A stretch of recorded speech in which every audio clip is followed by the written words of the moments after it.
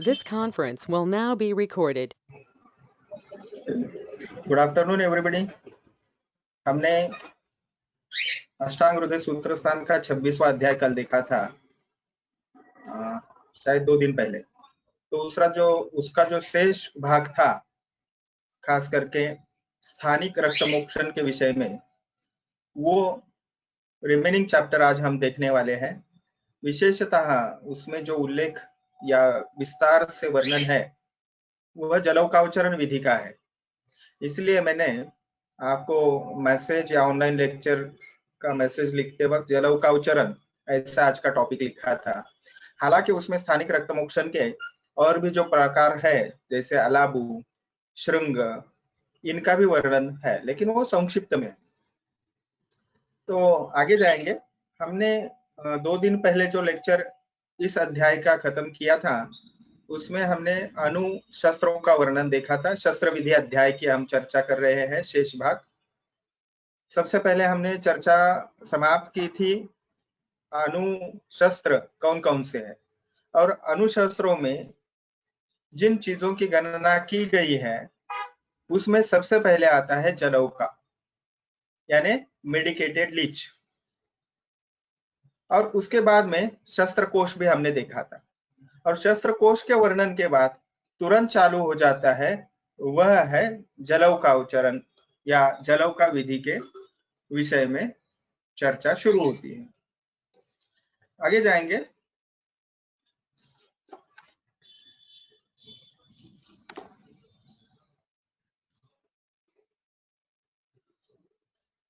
तो जैसा कि हमने थोड़ी देर पहले कहा, अणुशस्त्र यह हमने एक्सेसरी इंस्ट्रूमेंट्स के तौर पर देखे थे, उसको रिवाइज करेंगे हम कनेक्टिंग विद द टॉपिक के लिए। जलौका, शारदहन, काच, उपल, नखादयाः अलौहानि अणुशस्त्राणि तानि एवं च विकल्पयेत् अपराणि अपि यंत्रादीनि उपयोगम च यौगिकम। तो medicated leches, caustic alkalis, fire, glass, उपला यानी ड्राई काउ डंग, नख, विविध प्रकार के स्टोन्स, वो नॉन मेटालिक तौर पे उनको हमने गणना की है अष्टांग हृदय का। और उसमें सुश्रुताचार्य स्फटिक, बांबू, इन चीजों की भी गणना की है उन्होंने। तो जैसा कि मैंने कहा, विषय प्रवेश ग्रंथ के श्लोकों में करने से पहले we have to take some information regarding what we are going to see about. Now, this is very much famous therapy that is called as a leech therapy, and worldwide it is very popular. Even though it is not practiced in general, it is a specialized therapy. और आयुर्वेद का जो रक्तमोक्षण नामक 5वां कर्म है पंचकर्मों से या शोधन कर्मों में से, उसके लिए स्थानिक रक्तमोक्षण के लिए विशेषतः इनका उपयोग किया जाता है। तो हमने ये जानना चाहिए कि ये फाइलम एनेलिडा, ठीक है, इस प्रकार का ये प्राणी है या जलचर प्राणी इसको हम कहेंगे। और ये रक्त के सिवा या खाने के सिवा बहुत दिनों तक जीवित रह सकती है, लेकिन जल के सिवा, पानी के सिवा वो बिल्कुल भी जीवित नहीं रह सकती। इसीलिए उनको जलौका कहा जाता है। जलम आसाम आयु इति जलायुकाः, ठीक है। तो इस प्रकार से जल ही उनका जीवन है, इसलिए उनको जलौका कहा गया है। ये अभी हमने सुश्रुत संहिता का श्लोक देखा, जल is life for them, that's why. उसके कुछ और भी पर्याय अन्य ग्रंथों में आए हैं, जलागी, ठीक है, जलार्गी, जलासिका, जल सर्पिनी, क्योंकि सर्प के समान वो पानी में तैरती है या स्विम करती है, इसलिए। अभी ये 4 आपको विभिन्न आकृतियों वाले या आकार और वर्णों वाले आपको जलौका दिखाई दे रही है सामने स्क्रीन पे, उसके बारे में हम बाद में चर्चा करेंगे। वो तीसरी जो है वो मेडिसिन प्रॉपर्टी वाली है, बाकी जो 3 है वो निषिद्ध है। तो ये उसका ज़ूओलॉजिकल डिस्क्रिप्शन है यहाँ पे। किंगडम कौन सा है, तो एनिमालिया। और उसका बायोनॉमिकल जो नेम है वो हमारी दृष्टि से बायोनॉमियल नेम जो है वो इम्पोर्टेंट है, हिरिडो मेडिसिनालिस। तो जलौका की विभिन्न जातियां पाई जाती है, लेकिन उनमें से ये स्पेसिफिक जो है उसका प्रयोग हमने थेरेपी के लिए या चिकित्सा के लिए करना है। इसको हम आकृति भी अगर देखेंगे तो अगर आप देखेंगे यहाँ पे जॉज ऐसे लिखा है और नीचे जो है ये पोस्टेरियर सक्कर है, तो इस दिशा में वो स्विम करती है और ये सक्कर जो है वो बेस या क्रिप करने के लिए उसको इस्तेमाल किया जाता है, यानी सपोर्ट के लिए। और जो आचूषण करेगी तो वो ये जॉ से करेगी। ठीक है, तो बाकी जो डिटेल्स है उसमें हम नहीं जाएंगे। तो सबसे पहले इसको हमने जानना है कि है क्या हिरिडो मेडिसिनालिस। ये सबसे पहले आज की तारीख में देखें तो 650 नॉन स्पीसीज है जलौका की या लीचेस की, और जनरली इनकी जो साइज रहती है वो 5 से लेके 15 सेंटीमीटर तक हो सकती है। और सामान्यतः उसका कलर जो रहता है, वर्ण जो रहता है वो ब्लैकिश या ब्राउनिश रहता है। ठीक है, या सिर्फ ब्राउन या डार्क ब्लैक भी वो हो सकती है, और मेडिसिनल प्रॉपर्टीज की भी वो रहेगी। लेकिन उसमें से हिरिडो मेडिसिनालिस जैसा हमने थोड़ी देर पहले देखा वो हम यूज करने वाले या करते हैं। लेकिन जो स्पेसिफिक वैरायटी इंडिया में पाई जाती है उसको हिरुडानिरिया ग्रैनुलोसा कहते हैं। अभी आगे जाएंगे तो सबसे पहले 2 सक्कर्स ऐसे कहा है यहाँ पे, उसके एंटीरियर और पोस्टीरियर रहते हैं। पोस्टीरियर जो है वो सक्कर नहीं है एक्चुअली, वहां से आचूषण क्रिया नहीं होती, लेकिन वो एक प्रकार से सक्शन एक्टिविटी से बेस लेता है या चिपका रहता है पीछे वाले पार्ट से, इसलिए उसको भी सक्कर कहा गया है। ठीक है, और जब भी बड़ी वाली, साधारण मध्यम से लेके बड़ी वाली जलौका रहेगी और वो आचूषण करके फिर हम वहां पे ड्रेसिंग वगैरह करेंगे, तो कुछ वहां ड्रेसिंग के बाद जो बाइट आपको दिखाई देगा ड्रेसिंग से पहले या फिर वुंड हील होने के बाद भी बारीक सी जख्म भी रहती है वहां पे, वो हील होने के बाद आपको वहां पे शेप रहेगा तो वाई शेप आपको दिखेगा। आगे जाके इसके थोड़े से सक्कर के जो माउथ साइड के या एंटेरियर सक्कर जो है उसके डिटेल्स भी हम चित्र देखने वाले। तो आते हैं विभाजन की ओर। जैसे आपको ज्ञात है कि चरकाचार्य जी ने शोधन चिकित्सा या पंचकर्म जो है वो 5 कौन कौन से बताए हैं? वमन, विरेचन, आस्थापन बस्ती, अनुवासन बस्ती और नस्य। ठीक है, तो चरकाचार्य जी ने रक्त मोक्षण की गणना पंचकर्म में नहीं की है। और हमें पता है कि सुश्रुताचार्य जी, वो जो धन्वंतरी संप्रदाय के आद्य प्रवर्तक है, उन्होंने रक्त मोक्षण का इंक्लूजन जो है वो पंचकर्म में किया है। और उन्होंने पंचकर्मों की गणना जो की है, वमन, विरेचन, बस्ती, नस्य और रक्त मोक्षण। ठीक है, और उनका ही अनुसरण करते हुए अष्टांग हृदयकार या अष्टांग संग्रह में भी पंचकर्म सुश्रुताचार्य जी ने जो 5 बताए उनका ही अनुसरण किया गया।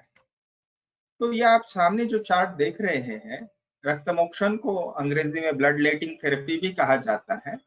तो विशेषतः शस्त्र प्रयोग से और अनुशस्त्र प्रयोग से इस पद्धति से वो की जाती है। शस्त्र प्रयोग यानी वहां पे वेनिसेक्शन या सिराव्यध किया जाएगा, और अनुशस्त्र में शस्त्र का या ज्यादा उसमें जो रक्त का मोक्षण, मोक्षण माने वो बाहर निकालना, उसको मुक्त करना रक्त को, तो उसका ज्यादा प्रमाण नहीं रहता। और उसके 4 उप प्रकार है, जैसे जलौका से किया जाता है, श्रृंग से किया जाता है, अलाबू से किया जाता है और घटी यंत्र से भी किया जाता है।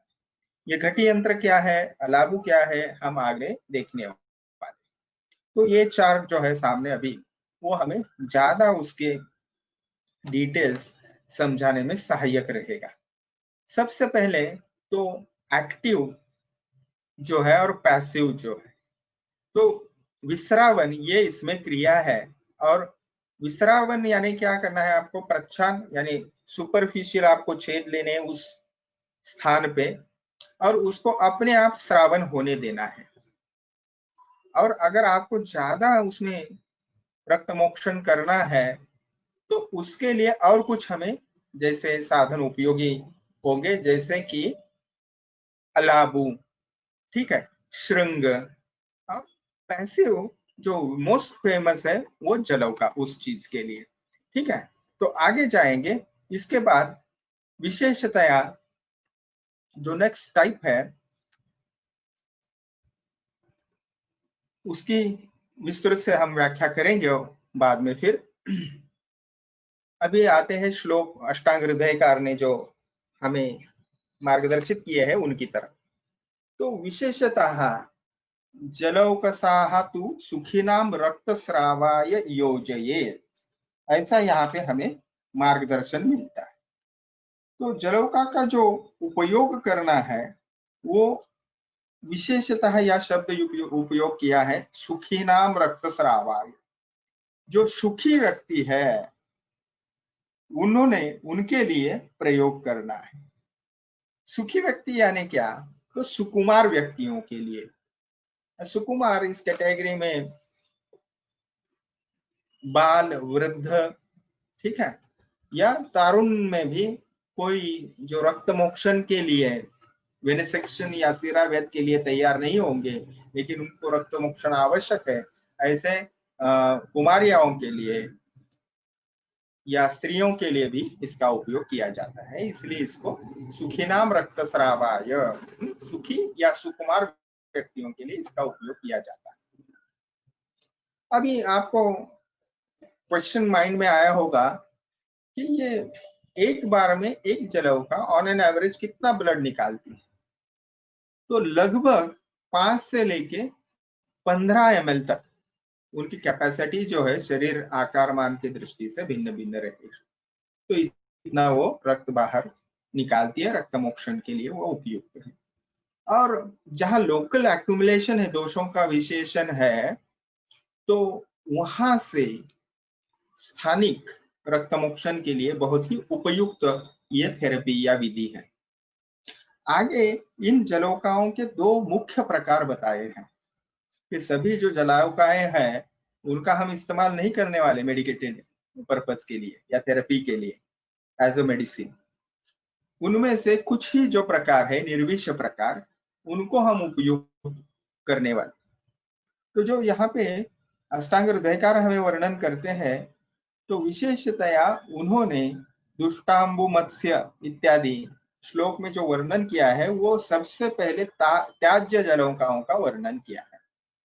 तो त्याज्य जलौकाएं जो है वो विशेषतः दूषित जल में अथवा जो मृत प्राणी है जैसे मछली, मेंढक, सांप इत्यादि प्राणियों के शवों के सड़न से अथवा मलमूत्र मिश्रित कीचड़ से पैदा होती है।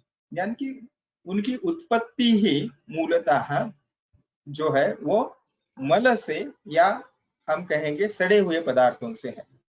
उनका वर्ण बताया है लाल, सफेद, अधिक काली, अधिक चंचल, आकार में बड़ी और चिपचिपी, यानी उसे आप हाथ में पकड़े तो आपको ज्यादा वो स्लिपरी रहेंगी।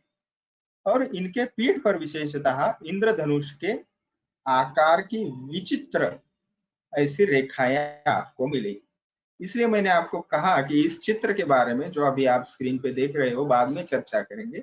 उसमें से तीसरी जो है वो मेडिसिनल पर्पज की है और बाकी की ये जो 3 दिखाई है यहाँ पे वैरायटी वो त्याज्य है। तो इसको सविष जलौका या पॉइजनस जलौका इनको कहेंगे। तो ये जहरीली होती है और इनका प्रयोग बिल्कुल ही नहीं करना चाहिए। ठीक है, अभी निर्विष जलौकाओं को जाने से पहले हम सबसे पहले इनको भेद की दृष्टि से देखेंगे, क्योंकि कभी कभी ऐसे क्यों में आपको पूछा जा सकता है। तो सबसे पहले तो वातावरण कैसा रहे। तो सविष जलौकाएं जो है वो विशेषतः डिकम्पोज मटेरियल जो है सड़ा हुआ जो प्राणियों के अंग है जैसे मछली वगैरह हमने देखे थोड़ी देर पहले, या उनके मलमूत्र है वहां पे पैदा होगी। और निर्विष जो है ये विशेषतः पैदा होगी जो डिकम्पोज्ड वेजिटेबल मैटर से होगी, और विशेषतः वो क्लियर यानी शुद्ध पानी में रहेगी।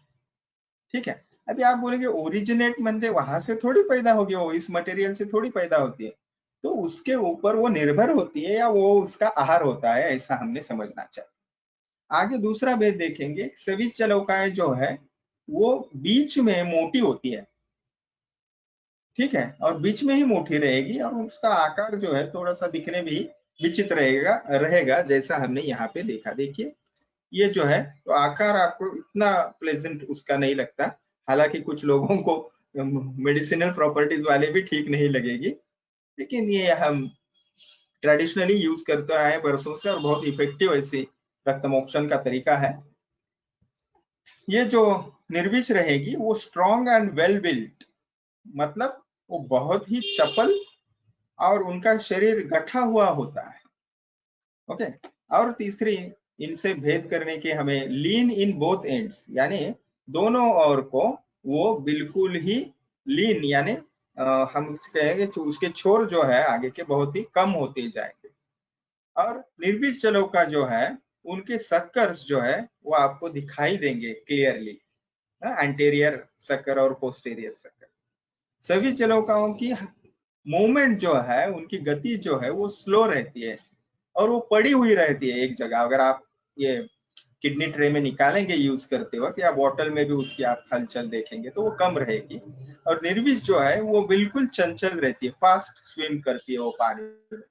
ठीक है, और हमने ये पहले भी देखा है, आगे का जो पॉइंट है पांचवा, वो दिखने में थोड़ा सा बद्दा दिखाई देती है, बदसूरत दिखाई देती है, और अगर हम उसको पकड़ने का प्रयास करें तो वो स्लिपरी रहती है, क्योंकि उनका स्लाइमी एक द्रव जो है उनके शरीर के ऊपर रहता है। ये सभी जलौका का मैंने बताया। और निर्विष जो है उनको blue colour lining in dorsal side of the body, यानी उनका पेट का भाग कहेंगे हम, वो जो है उसमें एक ब्लू कलर की बीच में लाइन दिखाई देती है। और सभी जलौकाएं बिल्कुल कम मात्रा में रक्त का शोषण करती है, और ये जो है वो विशेषतः उनका जो रक्त का प्रमाण है आचूषण का, वो क्रियावान होने की वजह से ज्यादा होता है। और इनमें यहाँ पे फिर एक पॉइंट जो बताया है वो कषाय, यानी कत्था कलर जो है उनका बैक साइड का रहता है। ठीक है, ये पेट साइड का कलर रहता है, और ये बैक साइड का कलर ऐसे रहता है। ठीक है, अभी जाएंगे वापस निर्विष जलौकाओं के ग्रंथ में जो वर्णन आए हैं उनकी तरफ हम जाए। इसको निर्विष जलौका, which are the sage leeches, we are going to see about it now, और उनको ग्राह्य जलौका भी कहा जाता है। हिंदी में जलौकाओं को जोंक भी कहते हैं। ठीक है, JO की ई नहीं, JAUNK, जोंक, इस प्रकार से। जो जोंक साफ जल में पैदा होती है वह निर्विष रहती है। उसका वर्णन सांवला, शरीर लंबा और गोलाकार होता है। अभी जैसे हमने देखा कि उसकी पीठ के ऊपर नीली रेखाएं होती है, और पीठ जो है वो बरगद वृक्ष की छाल जैसा होता है। और ये मैं जो शब्द आपको बता रहा हूं, कषाय पृष्ठाहा तनु अंगाहा, इस प्रकार से उनका वर्णन ग्रंथों में मिलता है।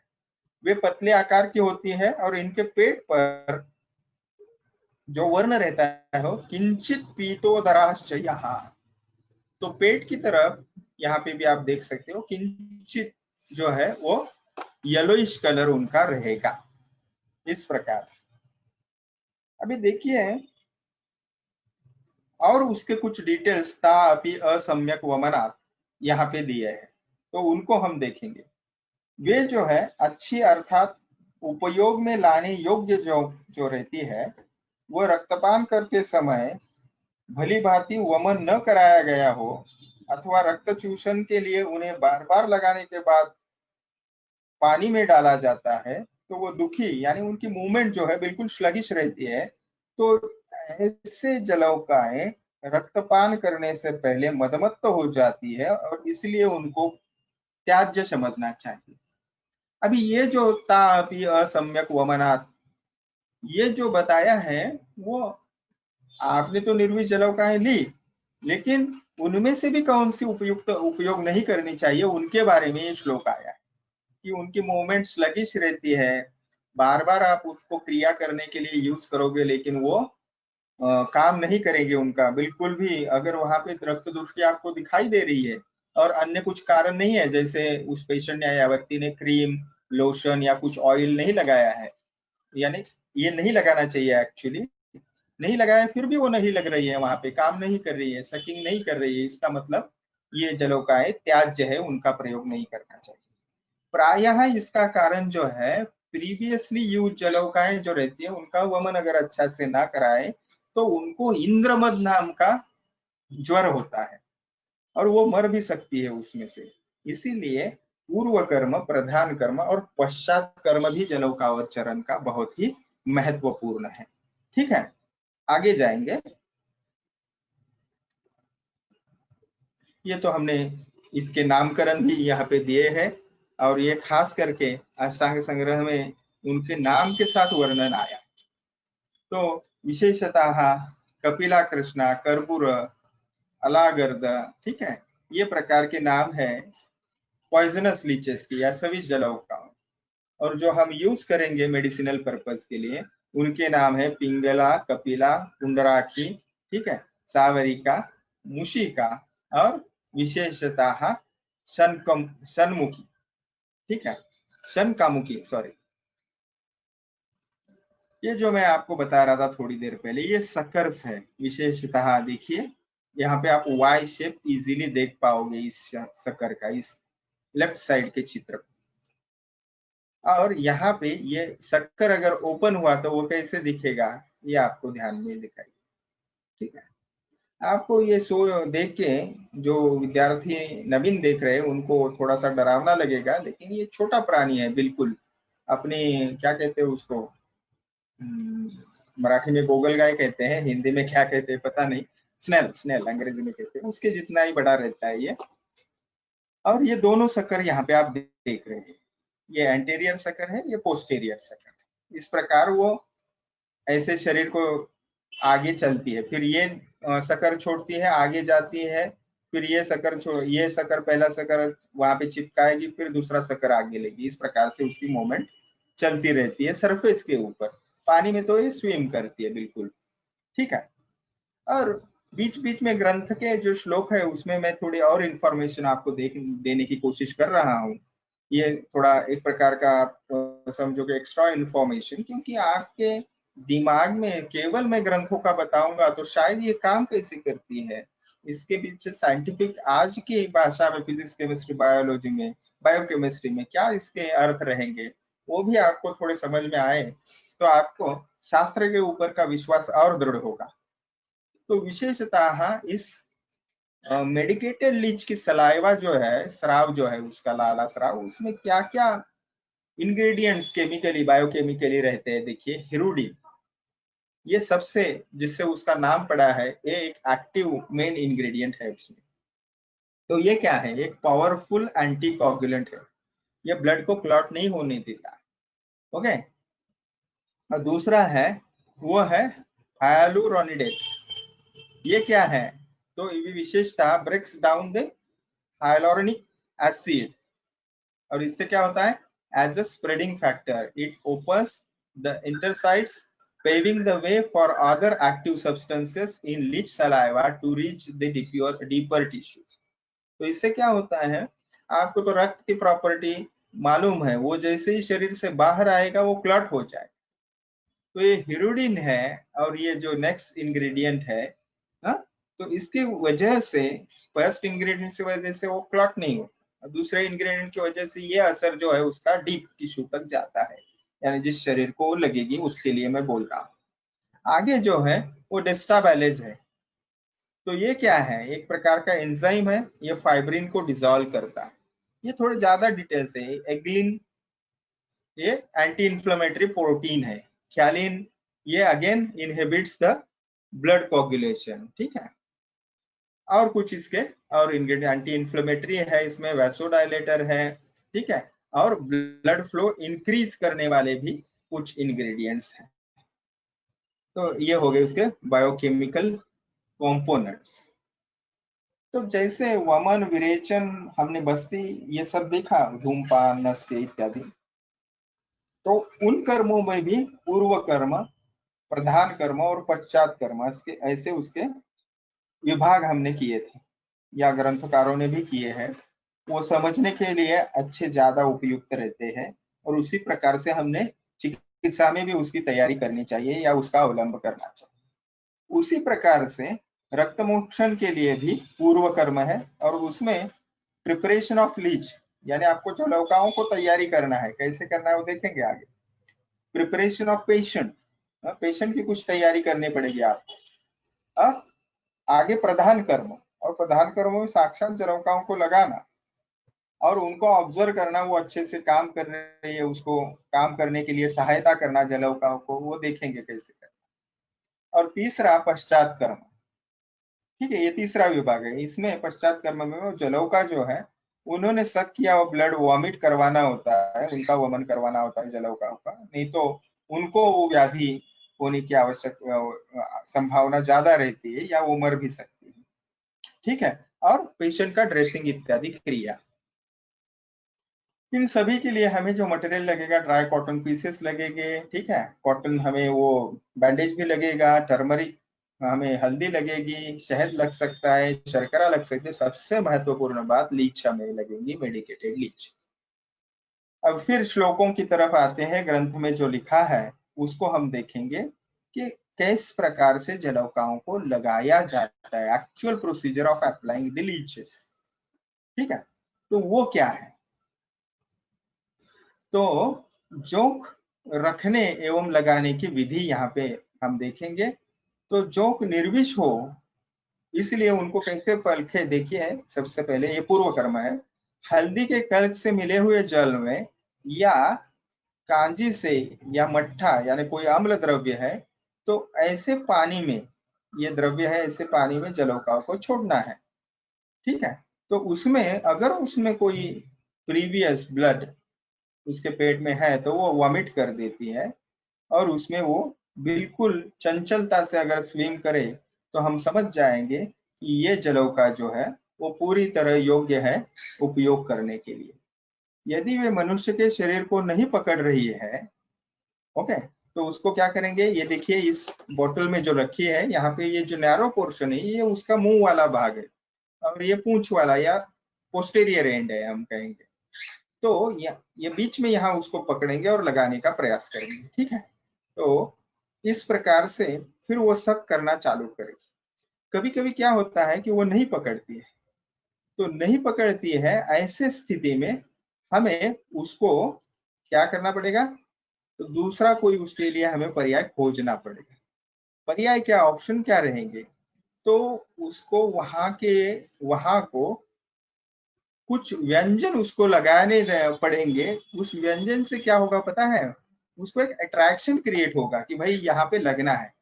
तो उस अट्रैक्शन के लिए जो विभिन्न क्रियाएं यहाँ पे बताई है, तो उसमें विशेषतः घी, मिट्टी, स्त्री का दूध वगैरह ये चीजें वहां पर लगाने के लिए कहा है, ठीक है।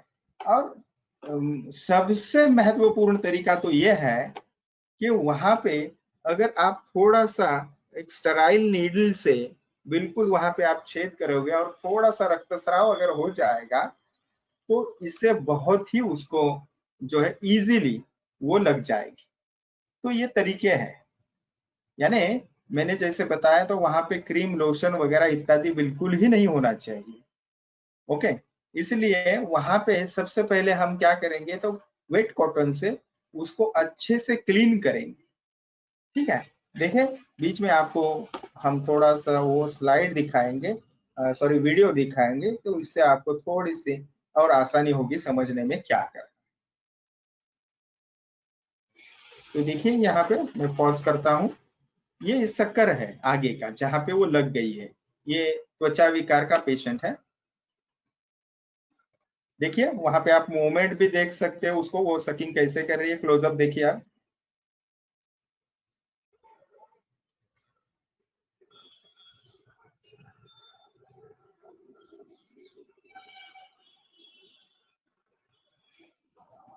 देख रही है आप मूवमेंट, तो ये अपर एंड है उसका और ये पोस्टेरियर एंड है, ठीक है। इस प्रकार उसको जानना है।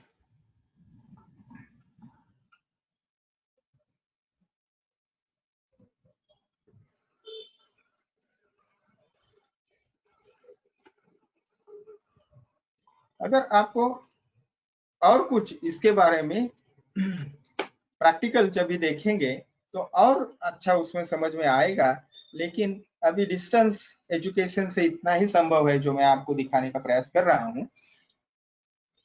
तो इसलिए उनको क्या करना है, तो कुछ कुछ चंचल रहती है बिल्कुल, वो बिल्कुल खाली पेट है फिर भी नहीं लगती, तो ऐसे वक्त उनको वहां पे अच्छे से उस रुग्ण के शरीर का जो भाग है उसको क्लीन करना है वेट कॉटन से, ठीक है, वहां पे कोई स्मेल अगर रहे। और एक बात है प्रैक्टिकल कि वहां पे अगर बाल ज्यादा है तो बाल ज्यादा होने पे भी जलोकाएं लगने में असमर्थ रहती है या बहुत ही वो टाइम लेती है। हाँ? जैसे मैंने बताया सबसे पहले वहां पे आप ये चीजें लगा सकते हो, जैसे स्त्री का दूध है या रक्त है, या सबसे अच्छा बात मैंने बताया कि वो शहद भी आप वहां पे लगा सकते हो। अब देखिए वो लगी है, इसका अगर आपको ये देखना है तो मैं आपके यहाँ पे दिखाना चाहता हूँ। देखिए ये हुड ऐसे बनता है उसका, एक प्रकार से हुड बनता है। और एक हुड की और एक अच्छा चित्र यही अपने स्लाइड्स में है, वो मैं आपको दिखाता हूँ। तो ये हुड अगर बन जाए लगाते वक्त, देखिए ये हुड बिल्कुल इस चित्र में बहुत ही अच्छा है, ठीक है, या इस चित्र में भी, इस ये जलोका में भी इस प्रकार का एक हुक शेप उसको बन जाता है, तो समझना चाहिए कि ये वहां पे लग नहीं। जब वह अपने कंधे को ऊपर करेगी, उठा लेगी, तो समझ ले वह रक्तपान कर रही है। तो श्लोक में बताया है 41 श्लोक में, पिबंती ही उन्नत स्कंधा, ओके, इस प्रकार से वर्णन है। और ऐसी स्थिति में उसको क्या करना है, वो एक बार ऐसे उन्नत स्कंद उसने कर लिया, हुक शेप आ गया, तो उसके ऊपर कोमल वस्त्र से उसको ढक देना चाहिए, उसको छादयेत मृदु वाससा।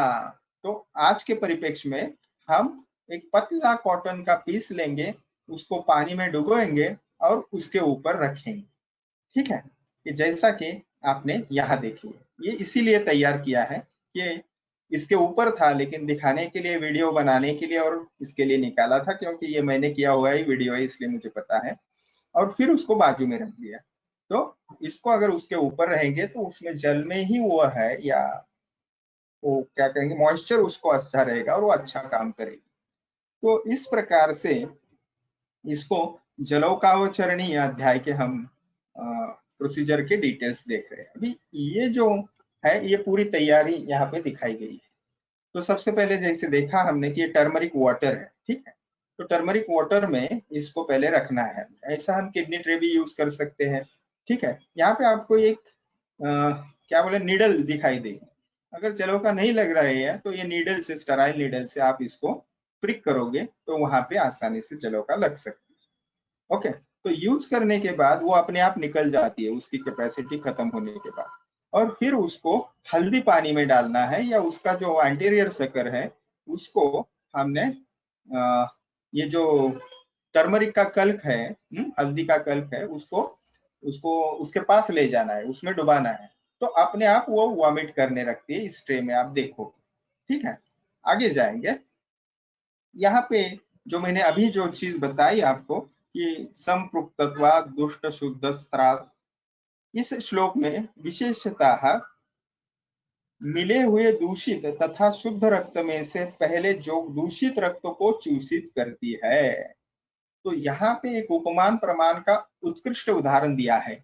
आदत्ते प्रथमम हंसाः क्षीरम क्षीरोदकाद इव। तो किस प्रकार से वो, क्योंकि शरीर में तो दुष्ट और अदुष्ट रक्त ऐसे कुछ कंपार्टमेंट है नहीं, तो दुष्ट को ही कैसे आचूषण करेगी, इसके लिए उदाहरण दिया है कि जैसे हंस को ये निसर्गदत्त देनगी या उसको कहेंगे गिफ्ट है कि वो दूध और पानी अगर मिलाया जाए तो उसमें से दूध ही लेता है।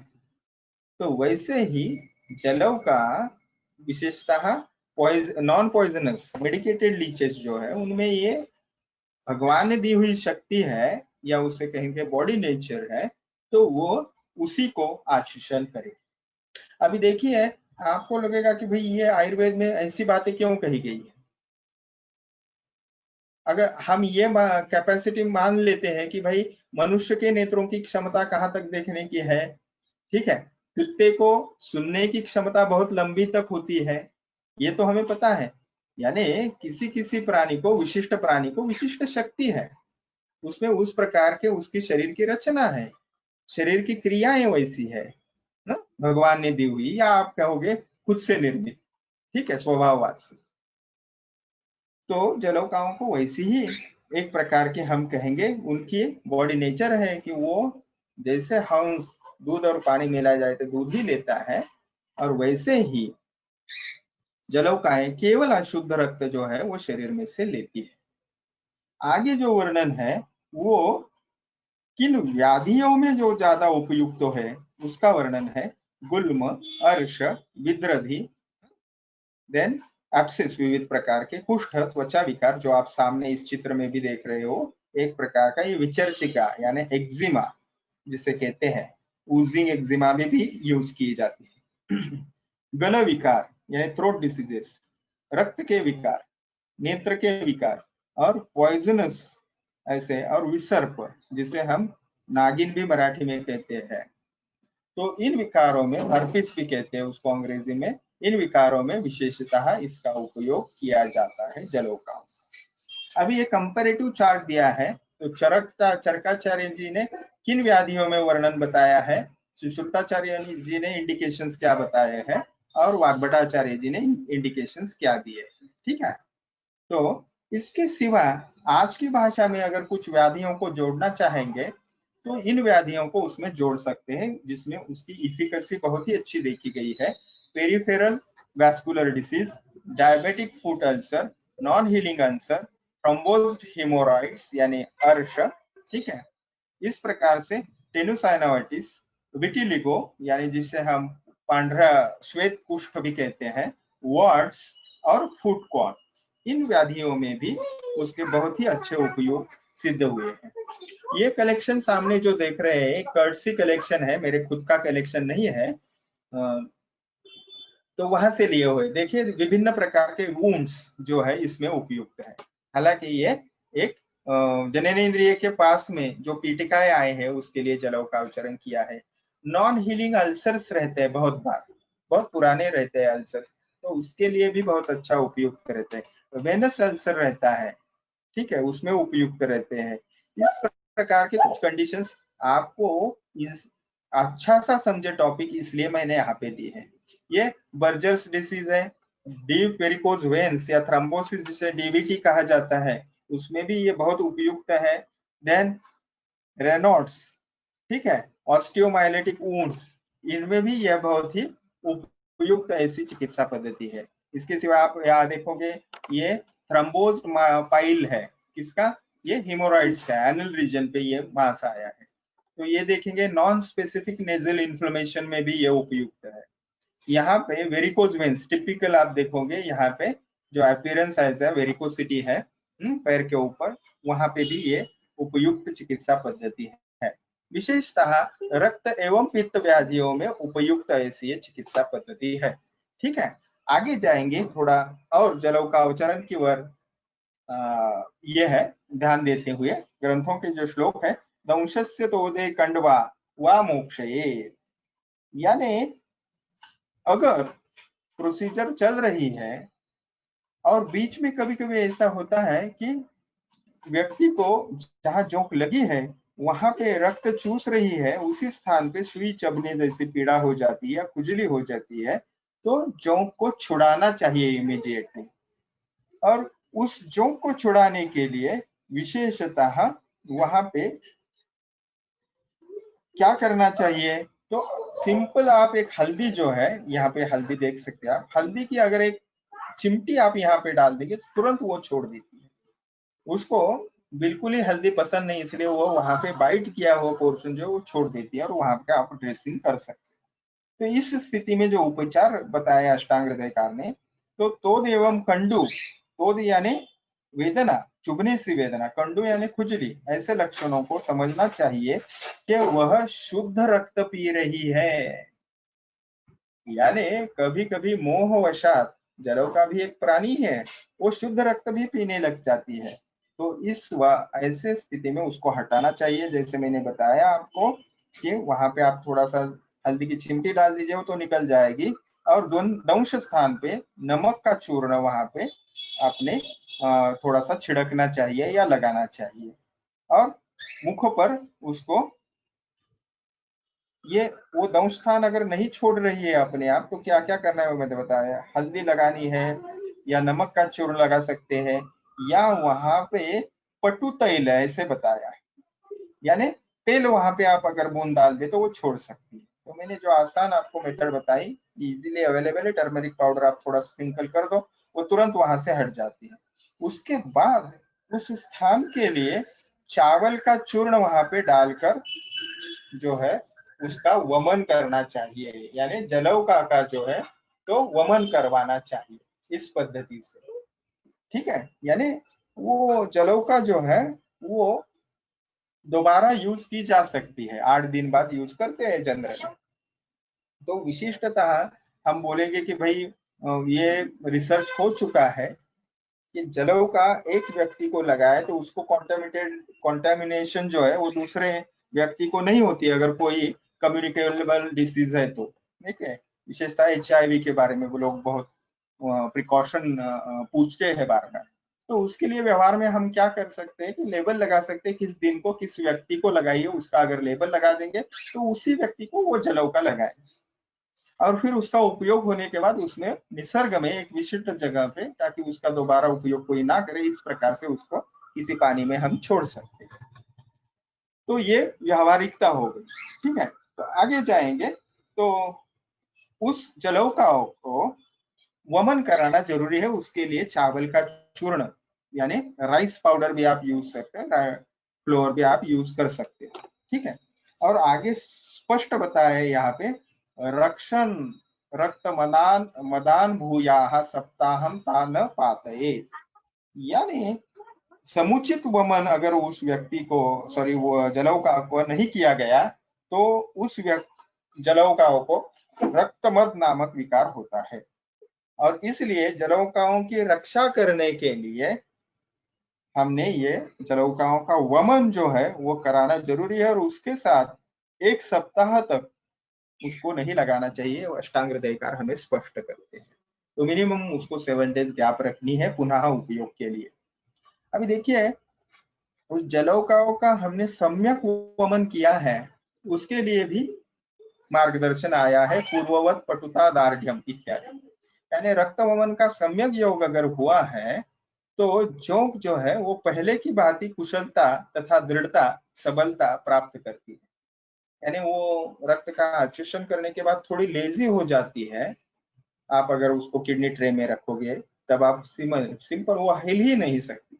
लेकिन उसका आपने अच्छे से वमन करवाया तो बिल्कुल पहली भांति स्विम करती है, दृढ़ता से और सबलता से एनर्जी उसको लौट आती।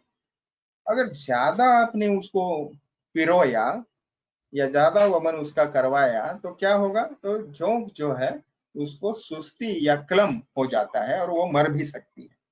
ठीक है, और इसके सिवा सम्यक योग और अति योग हमने देखा। मिथ्या योग के लक्षण बताए, दुर्वांते स्तब्धता मदाह, यानी वमन का मिथ्या योग अगर हो जाए तो जोंक में स्तब्धता आती है, यानी वो बिल्कुल ही इधर उधर नहीं घूमेगी, एक जगह पड़ी रहेगी, या उसको रक्तमद नामक असाध्य व्याधि हो जाएगा और इसमें उसकी प्रायः मृत्यु हो जाती है। ठीक है, तो इस प्रकार से अतियोगात मृत्युर्वा दुर्वांते स्तब्धता मदाह, इस श्लोक में वो 44 नंबर श्लोक में ये बात आई। तो इस प्रकार से जलौकाओं के वमन के सम्यक योग, अति योग और मिथ्या योग बताए। ओके, तो क्योंकि जलौका ये हमारा शस्त्र है, अनुशस्त्र में से एक है, तो उसको हमने केयरफुली यूज करना है। इस प्रकार से उसको हमने केयर करना चाहिए, उसकी रक्षा करनी चाहिए। आगे जो श्लोक आता है वो जलौकाओं के पालन के बारे में बताया है। अन्यत्र अन्यत्रा ताः स्थाप्या गठे, इस प्रकार से। तो जोंकों को उसके स्थानों से लाकर शुद्ध जल में या तालाब के जल में मिट्टी मिलाकर अलग अलग मिट्टी के घड़ों में रखना चाहिए। तो मृत पात्र सर्वश्रेष्ठ पात्र है, उसमें से आपको दिखनी चाहिए, इसलिए यहाँ पे एक ट्रांसपेरेंट बॉटल का चित्र लिया गया है। और फिर उसको खाने के लिए सिवार, ठीक है, यानी इसको विशेषतः जलचर प्राणियों के सूखे मांस, कंदों के चूर्ण, तो ये सोने के लिए कमल पत्र, यानी कुछ वनस्पतियों के पत्र भी उसमें डालने चाहिए, तो वहां पे वो आराम कर सके। अभी कंदों के चूर्ण ऐसा जो शब्द आया है, तो विशेषतः मराठी में जिसे सिंगाड़ा कहते हैं, तो अंग्रेजी में सिवार कहते हैं, उसका पाउडर या उसके छोटे छोटे टुकड़े भी आप डाल सकते हैं। हर तीसरे दिन पानी को बदलना चाहिए और भोजन पदार्थ उस नए जल में फिर से डालने चाहिए। सबको अलग रखने का प्रयोजन यहाँ पे बताया है कि जोंकों के परस्पर लाला स्राव की एक दूसरे को इन्फेक्शन ना हो, आज की भाषा में, इसके लिए वो अलग अलग रखना चाहिए उनको, यानी एक विशिष्ट पात्र में एक ही जलौका रखनी चाहिए, इस पद्धति से। अभी जलौकावचरण का पश्चात कर्म नेक्स्ट श्लोक में बताया, ठीक है। तो विशेषतः अशुद्धम चलितम स्थान स्थितम, इस श्लोक की ओर हम जाएंगे। रक्तस्रावन का फल पहले देखेंगे। 146 नंबर श्लोक सबसे पहले देखेंगे। वो जो है वो रक्तावरोधक उपचार बताए। यदि शुद्ध रक्त दंश स्थान से बह रहा है तो वहां पे शतधौत घृत के पीछुओं का दंश स्थान में उसको रखना चाहिए। तो शीतवर्य होने की वजह से वो वहां पे लेप लगाने की वजह से स्तंभन कार्य होगा, वो जो बह रहा है रक्त वो शांत हो जाए, ठीक है। आगे वहां पे और एक चीज बताई है, विशेषतः अशुद्ध स्रावे दंशा, जो खट जाने के बाद दंश स्थान से यदि रक्तस्राव हो रहा है वो शुद्ध है कि अशुद्ध है, ये हमने विचार करना चाहिए। और अगर वो अशुद्ध है, दूषित रक्त है, तो उसको बहने दे और वहां पे ड्रेसिंग जो करना है वो हल्दी, गुड़ या शहद के साथ करना है, ठीक है। तो इससे क्या होगा, दूषित रक्त निकलता रहेगा। अगर आपको शुद्ध रक्त बाहर जा रहा है, ऐसे आपको कंफर्म है आप, तो वहां पे शतधौत घृत से ड्रेसिंग करना चाहिए। शतधौत घृत क्या है, एक रेसिपी है वृद्ध वैद्य की, यानी पारंपरिक पद्धति से चली जाए। 100 बार गाय के घी को पानी में धोना है, उसके लिए तांबे के पात्रों का इस्तेमाल किया जाता है। तो बहुत ही शीत गुणधर्म उसमें होने की वजह से वो रक्तस्राव जो है वो बिल्कुल ही कुछ समय में रुक जाएगा। आगे जो है वो रक्तस्रावन का फल बताया है। दुष्ट रक्त आपगमनात्, इस पद्धति से श्लोक में आया है। दूषित रक्त के निकल जाने से रोगी को पीड़ा जो होती है या उसकी जो वेदना है वो शांत हो जाती है और उस स्थान पर दिखलाई पड़ने वाली लालिमा भी तात्काल कम हो जाती है। तो ये इमीडिएट उसके इफेक्ट राग रुजाम समाहा, राग यानी लालिमा, रुजा यानी वहां पे होने वाली वेदना, ये बिल्कुल ही कम हो जाती है, ठीक है। आगे जाएंगे। अशुद्धम चलितम स्थान स्थितम, इस श्लोक में पुनः रक्तस्रावन किस वक्त आवश्यक है वो बताया है। यदि अशुद्ध या दूषित रक्त रुग्ण स्थान से विचलित होकर जोग द्वारा किए गए घाव पर आकर रुक गया हो तो वहां आया हुआ रक्त बासी होकर खट्टा हो जाता है। इसीलिए उसी स्थान पर, यानी आपको लगता है कि भाई एक जलौकाओं से या एक सेटिंग से काम नहीं हुआ, तो तीसरे दिन फिर वहां पे जलौकावचरण आपने उसी स्थान पे करवाना है, ठीक है। आगे जाएंगे। अभी ये अलाबु यंत्र का प्रयोग जो है वो नेक्स्ट श्लोकों में आया है। और पित्त दोष द्वारा दूषित हुए रक्त का श्रावण अगर आपको करना है तो अलाबु घटिका, जिसे तुम भी कहते हैं, उस यंत्र का प्रयोग नहीं करना चाहिए, ठीक है। उसके लिए जलौका का ही प्रयोग करना चाहिए। आगे जो है एक सिंपल एक चार्ट है, उसको हम देखेंगे। हाँ, यही तो श्रृंग का उपयोग कहाँ करते हैं, सिरावेद कहाँ करेंगे, प्रच्छान कहाँ करेंगे, ये क्लियरली यहाँ पे दिया। श्रृंग हमें पता नहीं है, आगे हम उसके प्रोसीजर देखेंगे। यानी गाय के सींग का इस्तेमाल किया जाता है आचूषण के लिए, तो विशेषतः वात दूषित रक्त है। ओके, तो उस स्थान में, उस जगह पे ये किया जाता है। विशेषतः लक्षण कैसे रहेंगे, कंडू यानी खुजली है, सुप्तता यानी वहां पे बाधिर आया हुआ है, और वहां पे स्पर्शनाश यानी स्पर्श का ज्ञान बिल्कुल ही नहीं है, ऐसे वक्त पे श्रृंग का इस्तेमाल करना चाहिए। सिरावेद क्या है, साक्षात आपको जो नीडल है वो वहां पे लगा के वहां उस जगह पे रक्तस्राव कराना है। ये सिरावेद विधि अध्याय में हम देखेंगे। तो त्रिदोष दृष्टि जब रक्त की रहेगी उस वक्त सिरावेद इस्तेमाल किया जाता है। तीसरा जो है वो प्रच्छान, जो आगे हम देखने वाले हैं, ये उत्तान यानी बहुत ही सुपरफिशियल दोष अगर है तो उस वक्त करना है। और जलव का विशेषतः पित्त दूषित रक्त में यूज करनी है। विशेषता और स्थिति दिए, अवगाढ़ यानी गंभीर बहुत डीप दोष है और त्वक स्थित दोष है तो इस वक्त, और विशेषता सुकुमार व्यक्तियों के लिए विशेषतः तोद यानी चुभने से पीड़ा और दाह यानी बर्निंग सेंसेशन। घटी यंत्र विशेषतः कफ और वात, ये दृष्टि रहेगी तब। अभी विशेषतः पित्त दूषित जब रक्त रहेगा तो वहां पे घटी यंत्र यूज नहीं करना है या अलाबु यंत्र यूज नहीं करना है, क्योंकि उसमें अग्नि संयोग रहता है या अग्नि का भी वहां पे संपर्क रहता है, किस पद्धति से हम आगे देखेंगे, इसलिए वहां पे नहीं करना है। अभी ये अलाबु यंत्र प्रयोग जो है वो किस प्रकार से किया जाता है तो वो आगे देखेंगे हम। कफेन दुष्टम रुधिरम न श्रृंगेन विनिर्हरेत्, इस प्रकार इस श्लोक में श्रृंग यंत्र का प्रयोग कहाँ नहीं करना चाहिए, तो कफ दूषित से जहाँ पे रक्त रहेगा वहां पे नहीं करना है। ठीक है, अलाबु यंत्र कहाँ नहीं करना है, कफ एवं वात दोष से दूषित रक्त धातु है वहां पे उसका प्रयोग करना है अलाबु यंत्र का। जैसे हमने इस श्लोक में देखा, थोड़ा सा मैं भी आपको बताते वक्त थोड़ा सा कंफ्यूज हो रहा हूँ, इसलिए ये अगर चार्ट आप फॉलो करेंगे तो ज्यादा अच्छा रहेगा। ठीक है, तो अलाबू यानी क्या है, तो एक प्रकार का ये बॉटल गार्ड यानी एक प्रकार का कद्दू है विशिष्ट आकार वाला, उसको ड्राई करने के बाद उसका अगर आप गुदा निकाल दे, इस प्रकार को उसको हॉलो कर दे, तो इसको इस यंत्र को ही यंत्र जैसा इसको इस्तेमाल किया जाएगा और इसको अलाबू कहते हैं। ठीक है, तो ये आज की भाषा में जो है ये अलाबू जो है इसी प्रकार से यूज की जाती है। तो पहले इस अलाबू का वर्णन देखेंगे और फिर जाएंगे।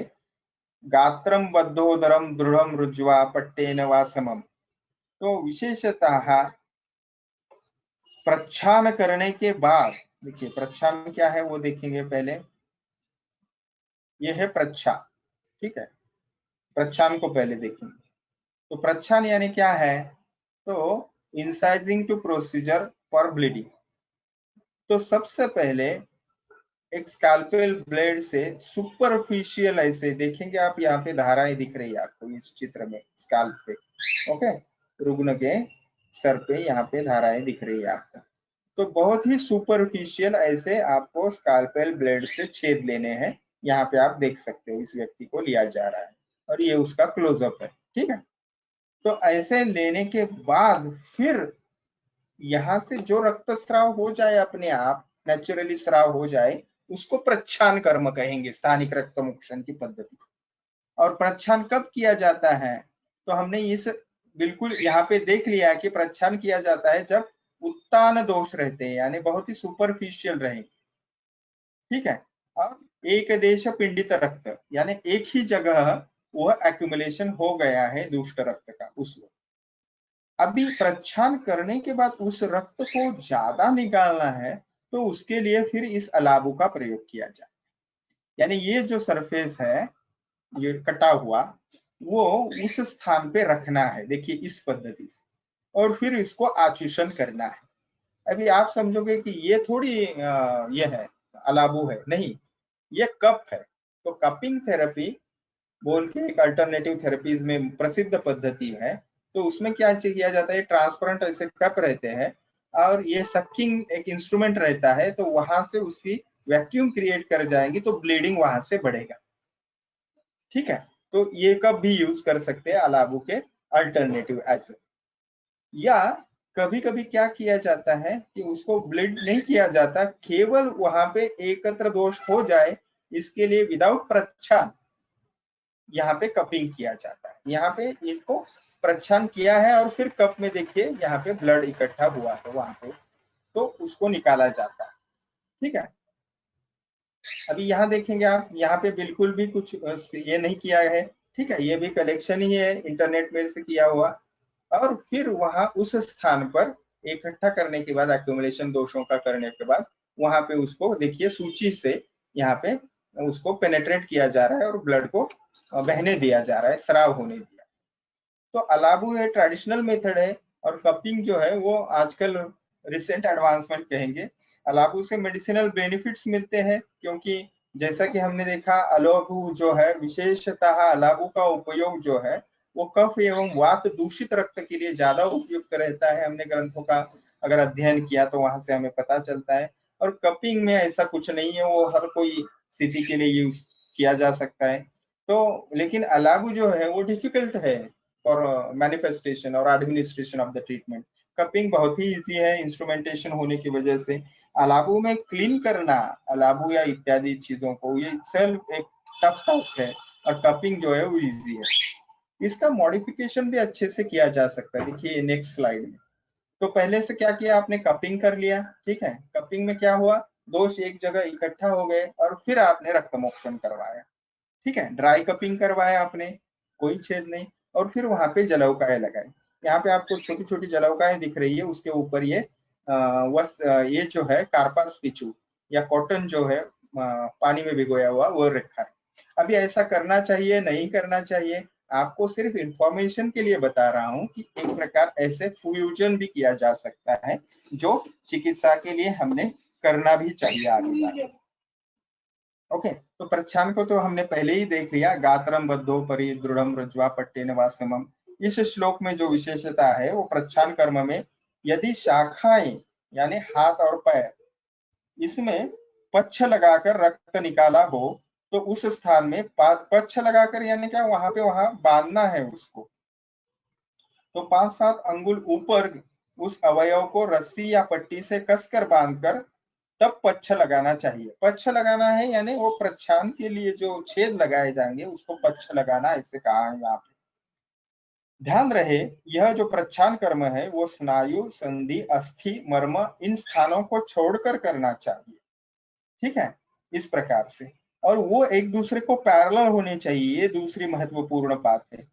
ठीक है, तो विशेषतः एक स्थान स्थित रक्त को पच्छ लगाकर यानी प्रच्छान कर्म से उसको हमने निकालना है उन दोषों को। ग्रंथि और अर्बुद ऐसे स्थितियों वाले गठीले यानी जिसमें ग्रंथि ज्यादा है ऐसे रक्त को जोंक लगाकर यानी जलोकावचरण से, और जहां रक्त शून्य पड़ा है जहां पे बाधिर्य है ऐसे स्थिति में श्रृंग यंत्र का प्रयोग करना चाहिए। और अगर संपूर्ण शरीर में दोष फैले हुए हैं तो सिरावेद करना चाहिए, जो नेक्स्ट चैप्टर है, नेक्स्ट अध्याय में उसका विस्तार से वर्णन है। ओके, तो इस प्रकार से हमें कहाँ कौन सी स्थिति करनी है या कौन सा हमने शस्त्र अनुशस्त्र उपयोग करना है, प्रच्छान कब करना है, अलाबू कब, जलोकावचरण कब, ठीक है, श्रृंग कब, इसका वर्णन इस श्लोक में हमें श्लोक नंबर 52 से 53 तक आता है। तो जैसा कि हमने अभी थोड़ी देर पहला देखा एक श्लोक में प्रच्छान पिंडिते वास्यात अवगाढ़े जलौकसाह, तो यहाँ पे देखिए प्रच्छान जब जो लोकलाइज दोष है तो जलव का अगर डीप गंभीर दोष है तो अलाबू घटी श्रृंग कब है तो त्वचा में स्थित यानी ज्यादा पेरीफेरी में दोष है तो सिरावेद कब करना है, तो जब दोष पूरे शरीर में अगर वो पहले हुए हैं तब उसको सिरावेद करना है। यानी स्थानिक रक्त मोक्षण के लिए श्रृंग जलौका अलाबू प्रच्छान ये कर्म करने चाहिए स्थानिक रक्त मोक्षण के लिए, और सार्वदेहिक रक्त मोक्षण के लिए सिरावेद कर्म या सिरावेदन या सिराव्यद भी कहते हैं वो करना चाहिए। और अगर उसको और थोड़ा सा स्टडी करें तो हमें ग्रंथों में दिखाई देता है कि श्रृंग का कब प्रयोग करना चाहिए। रक्त दुष्ट है लेकिन वात दोष की वजह से दूषित रक्त है, पित्त दोष से दूषित रक्त में जलौका का प्रयोग करना चाहिए, और कफ दोष से दूषित रक्त में अलाबू का प्रयोग करना चाहिए। ठीक है, तो अभी श्रृंग बहुत बार शब्द आया, तो श्रृंग है क्या, तो प्रच्छान करने के बाद ये जो पोर्शन है ब्रॉड वाला वो रुग्ण के शरीर पे रखेंगे जैसा कप रखा था, और इस ओर से उसको सक कहेंगे। वो पहले वो मुंह से भी किया जाता था, और आजकल इस प्रकार देखिए ये हॉर्न को अरेंजमेंट किया है, माउथ में ले सकते हैं, या फिर उसको इस चित्र में जैसे दिखाया है वैसे एक सक्शन का ट्यूब लगा के यंत्र से भी इसको सक किया जाएगा। तो उसमें प्रेशर कितना है ये नापने के लिए भी वहां पे लगाया है, और फिर ये रक्त जो है वो ज्यादा से ज्यादा उस स्थान से निकलेगा। इसको श्रृंग पद्धति से स्थानिक रक्त मोक्षण करवाना कहते हैं। ठीक है, तो आगे जाएंगे, तो जो तुम्बी या श्रृंगी यंत्र है वो त्वचागत रक्तों के निकालने के लिए है, जैसा अभी हमने देखा, उसको श्रृंग को ही श्रृंगी यंत्र भी कहते हैं। आगे जाएंगे, विशेषतः सिरावेद जो है वो संपूर्ण शरीर में रक्त फैल जाए उस वक्त करते हैं, ये भी हमने देखा। अभी देखिए आगे जो श्लोक यहाँ पे अभी स्लाइड में आपको नहीं दिखाई दे रहा है, लेकिन वातादि धामों वा श्रृंग जलौका अलाभुभि ही क्रमात्, यानी जैसा हमने अभी यहाँ पे कंसाइज एक शॉर्ट देखा, ये जो श्लोक है वो 55वें श्लोक में आया है कि श्रृंग का उपयोग जो है विशेषतः वात दूषित रक्त में, जलौका का उपयोग पित्त दूषित रक्त में, और अलाबू का उपयोग कुफ दूषित रक्त में करना चाहिए। ठीक है, तो ये आ गया यहाँ पे 55वें श्लोक में, हमें बिल्कुल क्लियर वाग्भटाचार्य जी ने बता दिया। अभी इस श्लोक से इस अध्याय की समाप्ति होती है, सताश्रजा श्रुताश्रजा इत्यादि। तो विशेषतः इस रक्तस्रावन जो पद्धति रक्त मोक्षण की हम देख रहे हैं, इसमें रक्तस्रावन कर्म करने के बाद निकला हुआ जो रक्त है उसको रोकने के लिए कभी कभी हमें तकलीफ होती है, क्योंकि एंटीकोगुलेंट लाला स्राव में या स्राव में उस जलौका के होते हैं, या फिर श्रृंग के भी हो सकते हैं, या कभी कभी और जगह भी हो सकते हैं। तो ऐसे वक्त उसको उस शरीर पे या उस स्थान पे शीतल लेप लगाना है। ठीक है, और वात प्रकोप भी वहां पे हो सकता है, क्योंकि अगर धातु का क्षय हुआ तो वात दोष बढ़ता है, आपको पता है। उस स्थान पर अगर तोद यानी चुभने जैसी पीड़ा, कंडू यानी खुजली, सूजन, स्वेलिंग एटसेट्रा ये उपद्रव अगर हो जाए तो वहां पे शीतल उपचार तो रोकने के लिए हमने कर दिए रक्त स्तंभन के लिए, लेकिन अगर वहां पे तोद, कंडू, सूजन ये उपद्रव हो जाए तो उस स्थान पर गुनगुने यानी कोष्ण ल्यूकवार्म घी से सेचन करना चाहिए, यानी उसकी धारा बिल्कुल वहां पे करनी चाहिए, तो ये उपद्रव की शांति हो जाती है। इस प्रकार अन्य वेदनाओं की वहां के शांति का उपाय भी सुश्रुत संहिता में सूत्र स्थान के 5वें अध्याय में आया है। तो इस प्रकार से हमने यहाँ पे रक्त मोक्षण के विषय में डिटेल में, बहुत डिटेल में जानने का प्रयास किया। ये केवल जलों का उच्चारण नहीं है, लेकिन श्रृंगी यंत्र, अलाबू यंत्र, घटी यंत्र।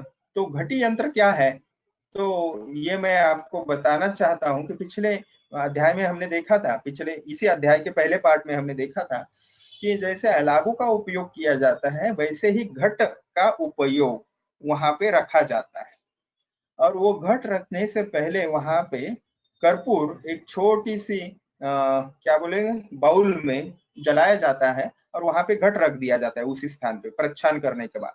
तो उससे क्या होगा, वैक्यूम क्रिएट होगा, ऑक्सीजन तो वो अग्नि जो है वो ले लेगा, और वहां पे वैक्यूम क्रिएट होगा, और उससे वो ब्लड का ऊजिंग ज्यादा होगा, उसको घटी यंत्र कहते हैं। तो इस प्रकार से हमने देखा जलौकाचरण के डिटेल्स देखे, ठीक है, प्रच्छान, श्रृंगी, देन अलाबू और घटी यंत्र, और फिर जलौकाओं के डिटेल्स थोड़े ज्यादा हमने देखे। तो आशा करता हूं आपको अच्छे से समझ में आएगा। यहाँ हम आज रुकते हैं। फिर अगले चैप्टर के लिए हम मिलेंगे दोबारा। Thank you.